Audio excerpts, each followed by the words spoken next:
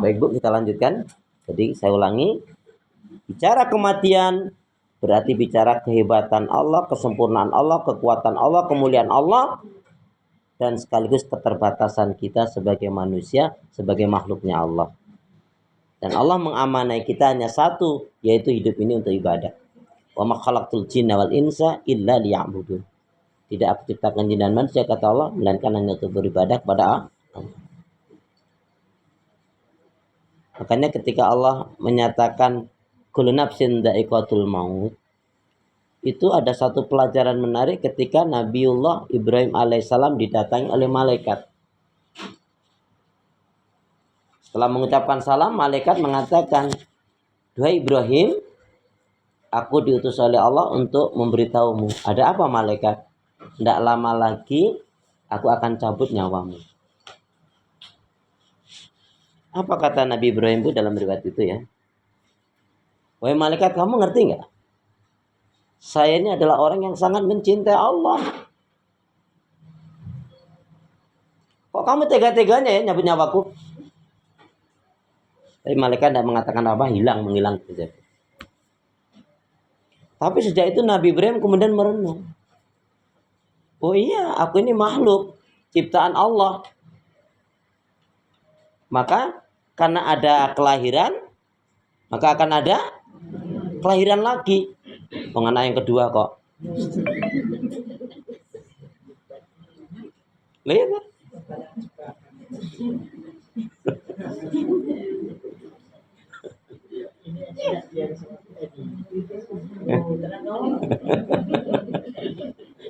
Ya, di mana ada kelahiran maka akan ada kematian.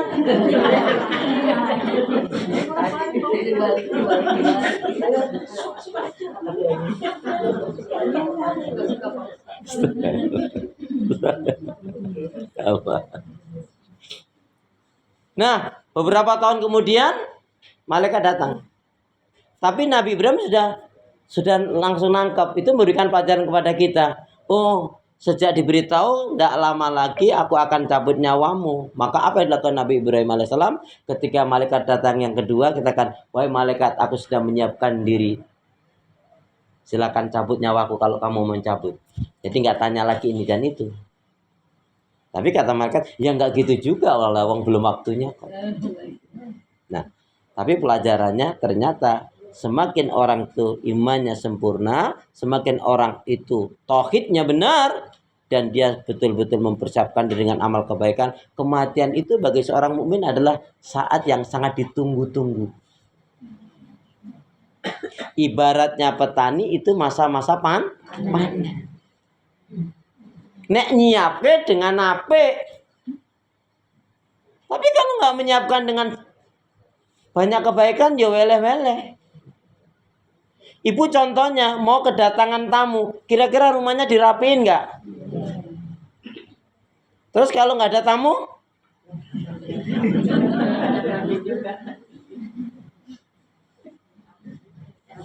Menyiapkan kematian itu ya seperti itu.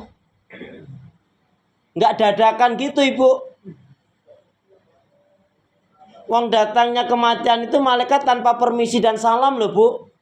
Lah kalau kita tahu malaikat akan datang, wah pas sholat Allahu Akbar, pas rukuk sujudnya dilamain biar dicabut nyawanya pas. Nek ngerti. Sedangkan yang namanya kematian itu tidak peduli kita lagi taat atau lagi maksiat. Apa nasihat sahabat Utsman? Hendaknya kalian selalu takut dan khawatir jika sewaktu-waktu malakul maut datang mencabut nyawa kalian. Na'udzubillah min dzalik, kalian dalam keadaan maksiat dan dosa. Mana yang lebih baik? Mati di dalam masjid atau mati di tempat pelacuran? Mana yang lebih baik? Mati di dalam masjid atau tempat pelacuran? Di dalam? Salah lagi. Yaudah tak minum sen yang ngono. Pesanannya Bu Edi gitu, tapi kan jawab salah. Mana yang lebih baik? Mati di dalam masjid atau di tempat pelacuran? Di dalam? Belum tentu. Mati di mana nggak terlalu penting. Tapi yang terpenting mati dalam keadaan bagaimana? Dia seorang mu'alaf, dapat hidayah dari Allah, ngalang-ngalain kita yang mungkin lainnya di atas sajadah. Kok bisa gitu? Ya dia mu'alaf memang, tapi dia belajar Islam dengan sungguh, mengamalkan tobatan nasuha, ibadahnya dengan ibadah yang benar, berani berdakwah nggak tanggung-tanggung ke tempat pelacuran. Sekalian pelacur penzina bertobat kalian dengan tobatan nasuha. Kalau kalian betul tobat, Allah akan ampuni kesalahan dosa kalian. Allah akan memuliakan angkat derajat kalian. Kalian akan dimuliakan di dunia sampai akhirat nanti kalau kalian betul-betul tobat, tobatan nasuha, hijrah dengan sunnah hijrah, dan ibadah dengan sunnah ibadah. Nasihatnya cukup baik, tapi nggak diterima. Dia malah dikeroyok, digebukin sama germo-germo, sama preman, digebukin sampai mati. Di tempat pelacuran itu, ini mati apa ini? Husnul khotimah atau sul khotimah? Husnul khotimah atau sul khotimah? Kok husnul khotimah? Di tempat pelacuran loh, Bun. Ini husnul khotimah atau sul khotimah? Husnul khotimah. Karena lagi berdakwah walaupun di tempat pelacuran. Lah yang satunya lagi mati di dalam masjidnya apa? Lagi nyuri kipas angin kesetrum. Itu mati syahid atau mati sangit? Nah.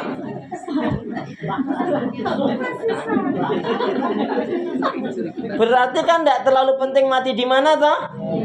Tapi yang terpenting mati dalam keadaan bagaimana?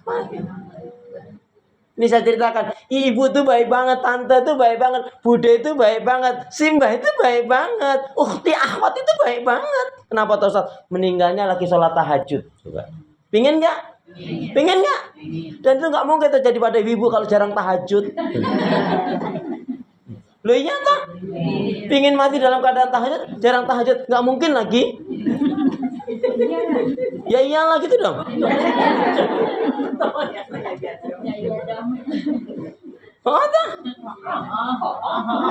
Pingin mati dalam keadaan zikir, jarang berzikir. Sambil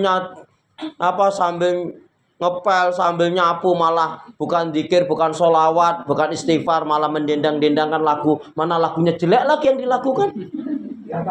Kalau ibu mendendangkan lagu yang jelek dan ibu nikmati, itu bisa menjadi doa ibu. Hati-hati loh.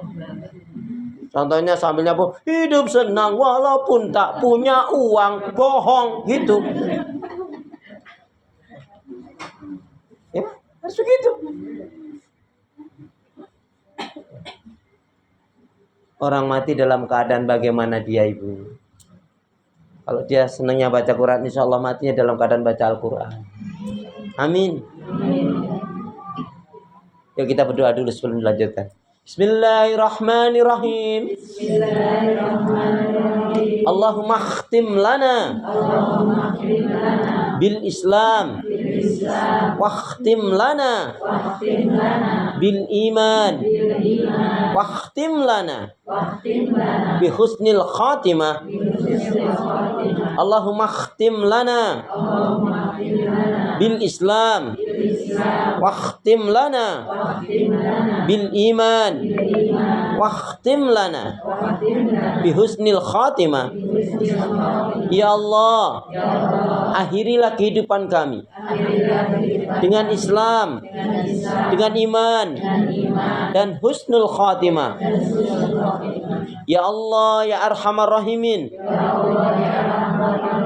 jadikanlah aku hamba yang sabar, syukur, taat ibadah, istiqomah dalam kebaikan dan kebenaran,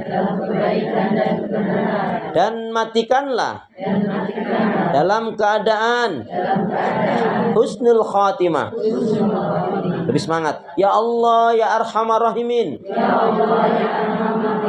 Jadikanlah aku hamba yang sabar. Syukur. Taat ibadah. Istiqomah dalam kebaikan dan kebenaran. Dan matikanlah dalam keadaan husnul khatimah. Aminnya mana? Bu, ini saya kasih doa yang pendek banget.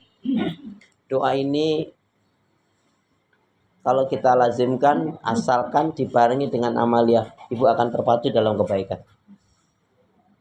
Ya Allah ya Arhamar Rahimin. Janganlah kau matikan aku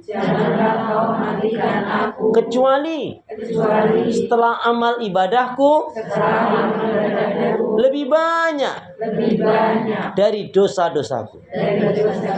Ya Allah ya Arhamar Rahimin.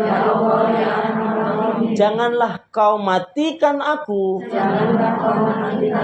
kecuali setelah amal ibadahku lebih banyak dari dosa-dosaku. Amin. Kalau amal ibadahnya lebih banyak dari dosanya, makanya apa? Ketika nanti di mizan, kebaikannya lebih. Nah, karena itu ibu, yang pertama tadi kullu nafsin dha'iqatul maut. Setiap yang kerja pasti akan ingat tuh.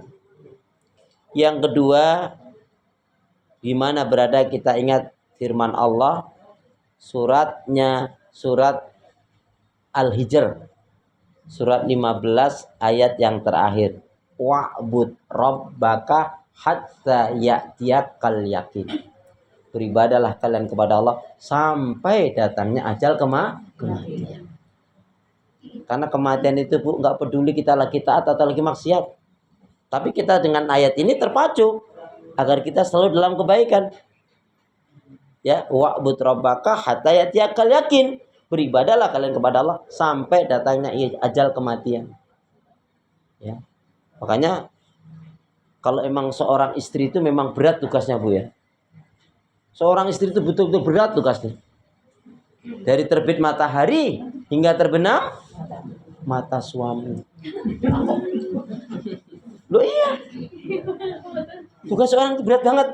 Dari terbitnya matahari hingga terbenamnya mata suami. Coba kalau mata suami belum terpecah bu, masih uplek aja. Loh iya toh? Iya. Jangan kencang-kencang.